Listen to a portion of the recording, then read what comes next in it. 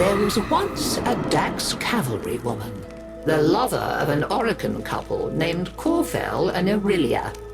What was her name? We do not know, but they never used it. They called her by many pet names, though. For an exotic pet she was to them.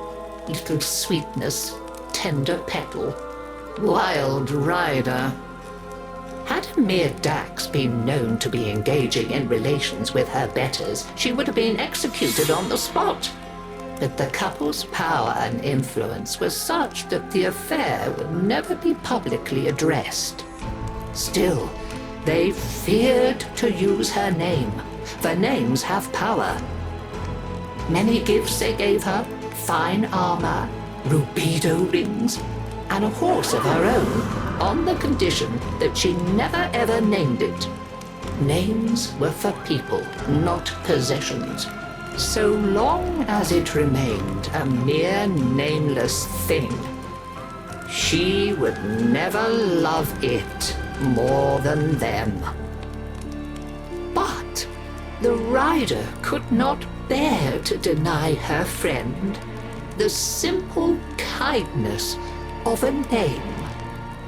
So she whispered into its ear, "You are Rakani, freshness after rain." And just as the couple had feared, she came to love the horse dearly. This was intolerable to them. The horse had to go. An accidental impalement was arranged. But fate played a cruel trick, and both rider and horse were impaled. Corfel and Aurelia hastened to her side. Ignoring the dying horse, they fretted over their lover as she coughed blood.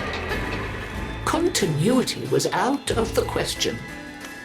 In desperation, they turned to a certain expert and pleaded with him to let her live forever. He returned the rider to them, transformed to a warrior of living steel.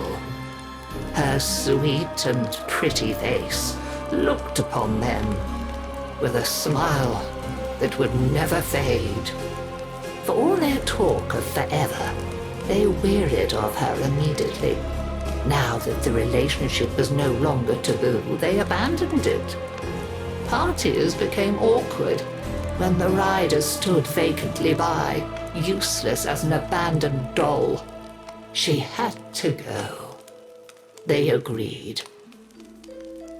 So, arrangements were made with a master of industry, and the rider, all unknowing, accompanied the couple to a facility.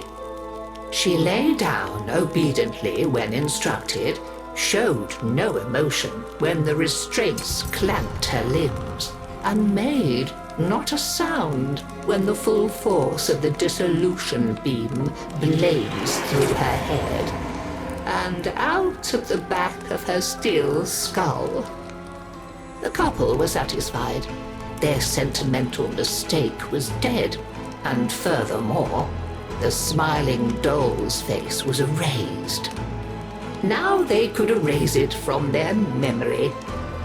I doubt I need to tell you what faceless thing clambered jerkily from the facility's waste disposal heap in the still of a Navarus night. How she sought for her Dax Nakana and found only the overseer's whip blade. Confused, vacant, she wandered. Why was she alone? Where was her loyal Rakali? She raged deep into despair and memory, and summoned up a ghost horse to run alongside her on the night winds. Now, at least, she was no longer alone. She groped for other memories, came up with hands overflowing with betrayal.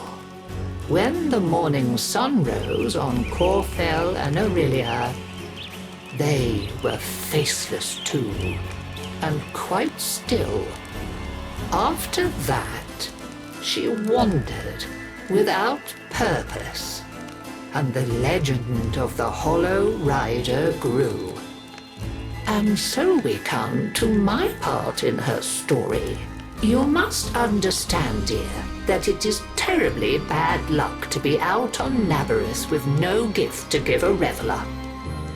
And yet, that was my plight as I stood, my old bones aching, before the dreadful figure on the road many years ago. "I have no face," the figure before me seemed to say, in a whispering voice that spoke in my mind. "I have no name, only a need, and you come before me empty-handed this Nabareth night." "I do have one thing to give, if it please you," I said to her. "My name.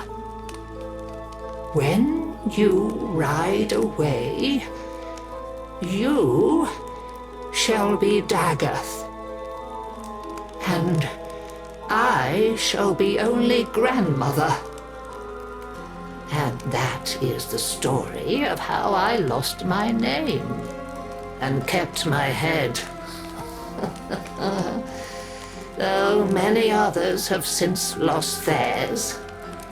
For with her name came a new purpose. Dagath, you see, means the mirror that accuses. They say that none can now look into the gulf where once her face was, without their own sins rising to accuse them, and a swift, sharp sentence following. A happy Nabareth to you all.